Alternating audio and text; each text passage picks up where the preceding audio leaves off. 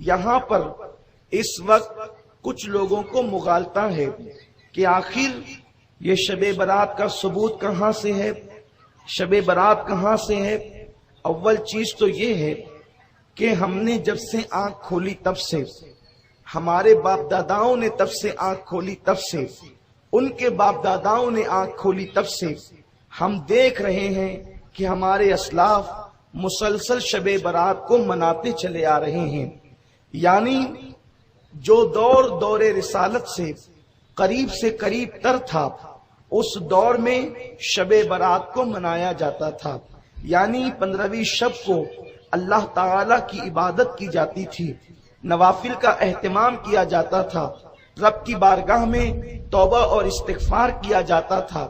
میرے پیارے آقا صلی اللہ علیہ وسلم کے پیارے دیوانوں، لیکن کم نصیبی یہ ہے کہ جیسے جیسے زمانہ، جیسے جیسے لوگ اللہ کے نبی صلی اللہ علیہ وسلم سے دور ہوتے جا رہے ہیں، آقائے کریم کے زمانے سے زمانہ دور ہوتا جا رہا ہے، محرومیاں بڑھتی جا رہی ہے، اسلام سے تعلق کمزور سے کمزور تر ہوتا جا رہا ہے۔ اس درمیان میں شیطان نے ہمارے درمیان ایسے فتنے، فسق و فجور پیدا کر دیے کہ اب شکوک و شبہات پیدا ہو رہے ہیں۔ میرے پیارے آقا صلی اللہ علیہ وسلم کے پیارے دیوانوں، جہاں تک بات ہے کیا شب برات صحابہ کرام نے منائی، میں آپ سے عرض کروں گا بات یہی تو ہے۔ ہم نے دراصل حدیث کا مطالعہ نہیں کیا، احادیث پر نگاہیں ہماری نہیں ہے۔ اگر ہم قرآن اور حدیث کا بڑی باریک بینی کے ساتھ مطالعہ کریں گے تو پتہ چلے گا۔ آپ دیکھیں، ایک مثال کے ذریعے سے سمجھاتا ہوں کہ ایک مرتبہ اللہ کے نبی صلی اللہ علیہ وآلہ وسلم کی محفل میں ایک بدبو ظاہر ہوئی، ایک بھیانک بدبو ظاہر ہوئی۔ آقا کریم صلی اللہ علیہ وسلم کے صحابہ اس بدبو سے بے چین ہو گئے۔ سرکار ہو،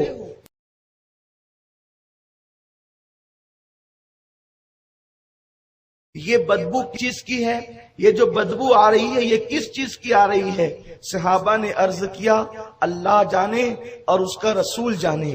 دیکھیں صحابہ کا انداز کتنا حسین ہے، ان کا عقیدہ، ان کا نظریہ کتنا واضح ہے کہ وہ کسی بھی معاملے میں یہ ایمان رکھتے تھے کہ اللہ جانتا ہے اور اللہ کے بتائے سے اللہ کا محبوب جانتا ہے۔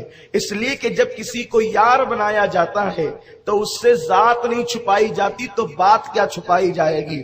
تو اللہ نے اپنے محبوب کو بہت کچھ عطا کیا، بلکہ یہاں تک فرمایا اِنَّا أَعْطَيْنَاكَ الْكَوْثَرَ، اے محبوب ہم نے ساری کثرتیں تجھے عطا کر دی، بلکہ حبیب ہم بھی تیرے ہو گئے۔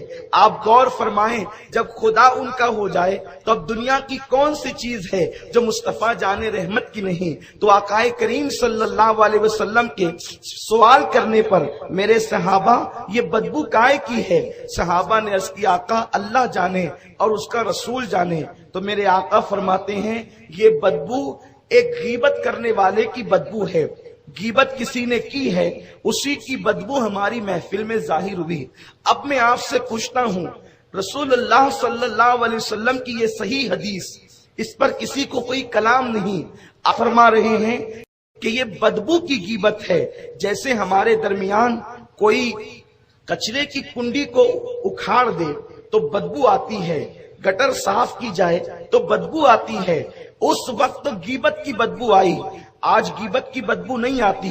تو اس کا مطلب یہ ہے کہ آج مسلمان غیبت سے پاک ہیں، کسی گلی میں غیبت نہیں ہو رہی ہے، کسی گلی میں غیبت نہیں ہو رہی ہے، کسی گھر میں غیبت نہیں ہو رہی ہے، کسی محلے میں غیبت نہیں ہو رہی ہے، غیبت کہیں نہیں ہو رہی ہے۔ بتائیں اگر کوئی یہ بات بڑے سے بڑا عالم کہے، بڑے سے بڑا شیخ الحدیث کہے، بڑے سے بڑا خطیب کہے، آپ کہیں گے ملا جی آپ کو حالات سے ناواقفیت ہے، آپ کو نہیں پتا، آپ غیبت کی ختم ہونے کی بات کرتے ہیں۔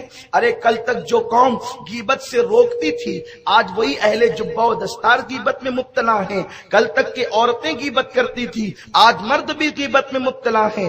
کل کے مقابلے میں رسول اللہ کا دور تو خیر القرون تھا، اس دور کے اندر سے زیادہ غیبت تو آج کے دور میں ہے۔ وہ کون بندہ ہے جو غیبت سے محفوظ نہیں؟ وہ کون ہے جو غیبت نہیں کرتا؟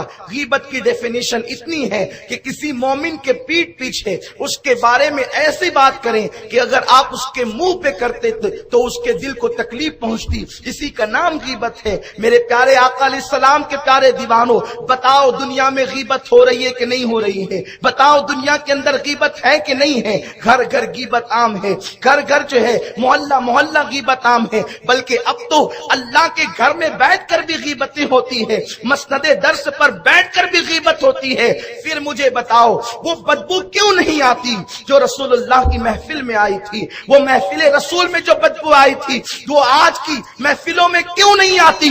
اس کی وجہ یہ ہے کہ جو انسان صاف ستھرے ماحول میں رہتا ہے اور اچانک وہ بدبودار ماحول میں چلا جائے تو اس کو بدبو کا احساس ہوتا ہے، لیکن انسان اگر بدبودار ماحول میں رہتے رہتے اتنا عادی ہو جاتا ہے بدبو کا کہ اس کی ناک کے کیڑے مر جاتے ہیں، پھر اس کو بدبو نہیں آتی اور وہ وہاں پر شان سے جیتا ہے۔ اچھے ماحول سے بدبو میں آنے والا اپنی ناک پر ہاتھ رکھ کر کے آتا ہے، لیکن وہ بندہ جو بدبو کے ماحول میں رہتا ہے اسے بدبو کا احساس نہیں ہوتا۔ تو صحابہ کرام کا ماحول بدبو سے پاک تھا، اس لیے غیبت سے پاک تھا، اس لیے انہیں غیبت کی بدبو آ گئی۔ اور آج کا معاشرہ غیبت غیبت غیبت اتنی بدبو پہلے سے موجود ہے کہ اب ہماری ناک اس بدبو کو، غیبت کی بدبو کو محسوس نہیں کرتی۔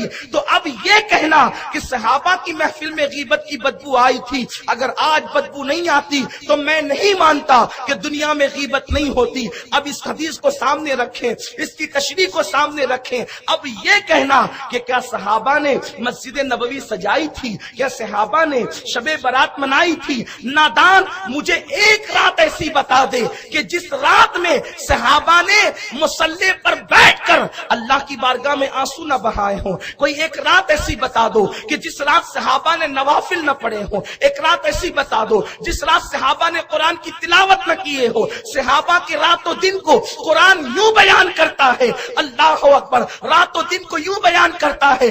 میرے آقا صلی اللہ علیہ وسلم کے غلاموں، آقا کریم کے صحابہ کی ڈیفینیشن اس انداز سے بیان کی جاتی ہے، محمد الرسول اللہ والذین معہ اشداء علی الکفار رحماء بینہم تراہم رکعا سجدا یبتغون فضلا من اللہ ورضوانا۔ تراہم، جب بھی تم ان کو دیکھو گے اس حالت میں دیکھو گے وہ کثرت سے رکوع کر رہے ہیں، کثرت سے سجدے کر رہے ہیں۔ کیوں کر رہے ہیں؟ اس لیے کہ وہ اللہ کی رضا چاہتے ہیں، اور کثرت سے رکوع و سجود کی وجہ سے سیماہم فی وجوہہم من اثر السجود، اللہ نے کثرت رکوع و سجود سے ان کے چہروں کو جگمگا دیا ہے، ان کے چہرے چمک گئے ہیں۔ ارے ان کی پہچان ہی تھی کہ وہ رات و دن اللہ کی عبادت کرتے تھے۔